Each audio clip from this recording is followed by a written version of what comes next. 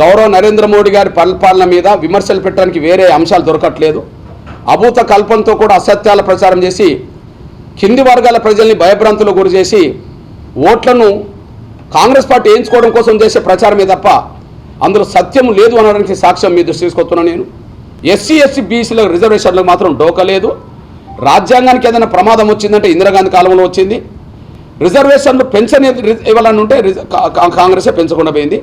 మరి ఖచ్చితంగా నువ్వు కడియం సార్ని పార్టీలో చేర్చుకోక ముందు ఏం మాట్లాడినవో దానికి కట్టుబడలేకపోతే రాళ్ల వర్షం ఎప్పుడైనా ముఖ్యమంత్రి మీద కోరుకోవడానికి అవకాశం ఉన్నది.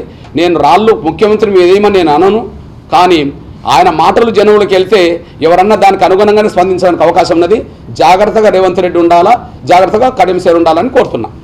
సవాల్ ఇసిరాడు కాబట్టి హరీష్ రావు రాజీనామాకు వచ్చాడు. సవాళ్ళు స్వీకరించలేడు రేవంత్ రెడ్డి, తప్పించుకుంటాడు. డిసెంబర్ 9 పోయింది, జనవరి, ఫిబ్రవరి, మార్చి, ఏప్రిల్, మే 9 కూడా దాటుతుంది. 5 నెలలు అంటే నమ్మించడానికి చెప్పే మాటలే తప్ప అమలు చేసే చిత్తు లేదు. ఇప్పుడు ఇతను ఏ పనిలో ఉన్నాడు?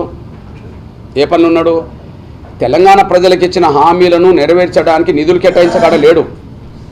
కానీ తెలంగాణ ప్రజలకు ఇచ్చిన హామీలను నిలబెట్టుకునే కాడ నిధులు సమకూర్చి నిధులు పంచేకాడ లేడు, ఇచ్చేకాడ లేడు.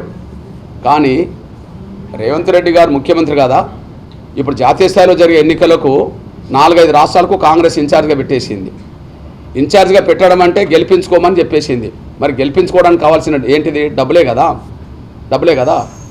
బహుశా తెలంగాణ ప్రజలకు ఇచ్చిన హామీలు అమలు చేసే డబ్బులన్నిటినీ ఏదో రూపంగా పక్కదారి పట్టించి ఖచ్చితంగా ఆ నిధులను లేకపోతే అక్రమంగా వివిధ వర్గాలను బెదిరించిన డబ్బులను తీసుకెళ్ళి ఆయన ఇన్ఛార్జ్ ఉన్న రాష్ట్రాలు ఖర్చు పెట్టడమే దృష్టి పెడుతున్నాయి తప్ప ఇచ్చిన హామీ అమలు చేసే కాడ ఆయన లేడు అనేది సాక్ష్యంగా కనిపిస్తున్నది.